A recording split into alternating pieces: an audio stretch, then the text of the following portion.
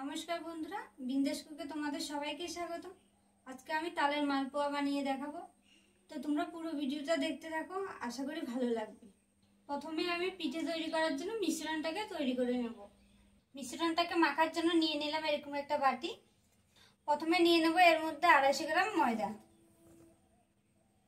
দিয়ে দিচ্ছি স্বাদ মতো লবণ। এবার আমি দিয়ে দেবো এর মধ্যে ভিজিয়ে রাখা 1 প্যাকেট সুজি।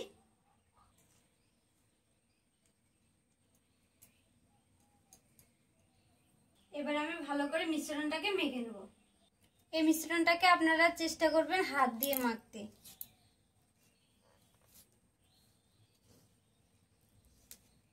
এবার এর মধ্যে দিয়ে দেবো 1 কাপ তালের কাঠ।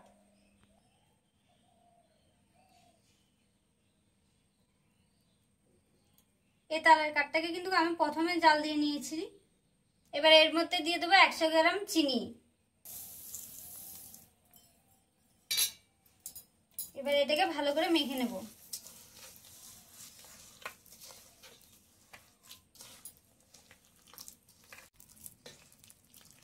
এবার এর মিশ্রণটাকে অল্প অল্প জল দিয়ে আমি মেখে নেব।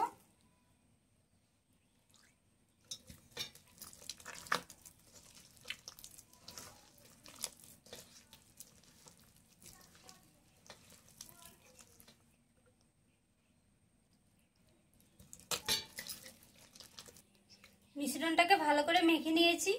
এর মধ্যে দিয়ে দিচ্ছি সেন্ট হওয়ার জন্য 3টে এলাচ। এবার এটাকে ভালো করে মেখে নেব। এখানে আমি যেই সুজিটা দিয়েছি ওটা আমি 30 মিনিট আগে ভিজিয়ে রেখেছিলাম।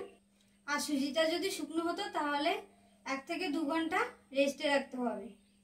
এবার আমি এই মিশ্রণটাকে 30 মিনিটের জন্য রেস্টে রেখে দেবো। 30 মিনিট রেস্টে রাখার পরে ব্যাটারটা আমার তৈরি হয়ে গেছে। আরেকবার আমি ব্যাটারটাকে ভালো করে মেখে নেব। এটা যত ভালো করে মাখবো পিঠেটা কিন্তু ততই ফুলবে।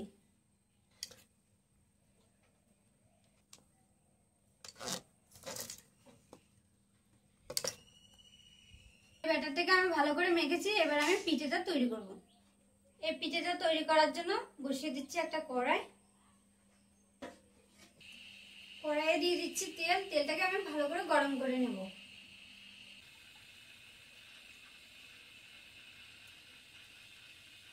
এই তেলের মধ্যে দিয়ে দেবো ছোট একটা প্লেট। এই প্লেটটা দিলে পিঠের সাইজটাও সুন্দর হয় এবং পিঠেটা খুব সুন্দর ফুলে। তেলটা গরম হয়ে গেছে, আঁচটাকে হালকা করে দেবো। এই ছাঁকনি দিয়ে আমি প্লেটটাকে উঠিয়ে নিচ্ছি। এর মধ্যে দিয়ে দেবো ব্যাটার।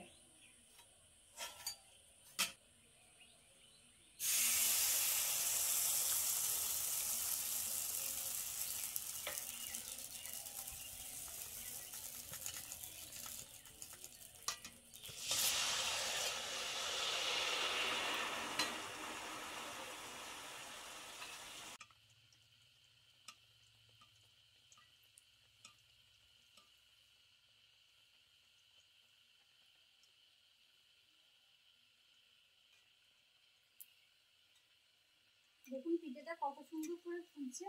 এটাকে আমি দুপাশে লাল লাল করে ভেজে নেব।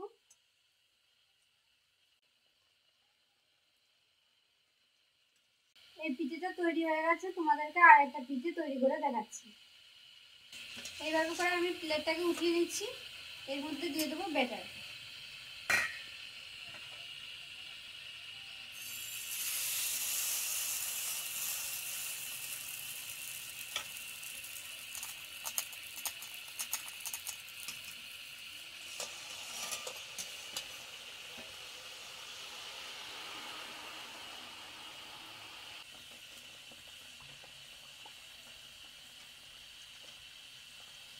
দেখুন পিঠেটা কত সুন্দর ফুলছে।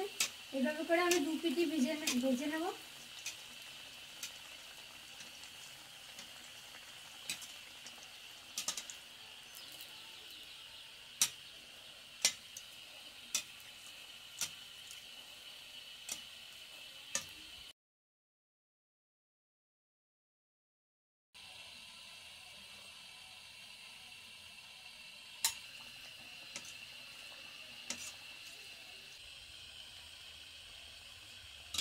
আজকে আমি খুব সহজে মালপোয়া তৈরি করে দেখিয়েছি। দেখুন কত সুন্দর নরম হয়েছে।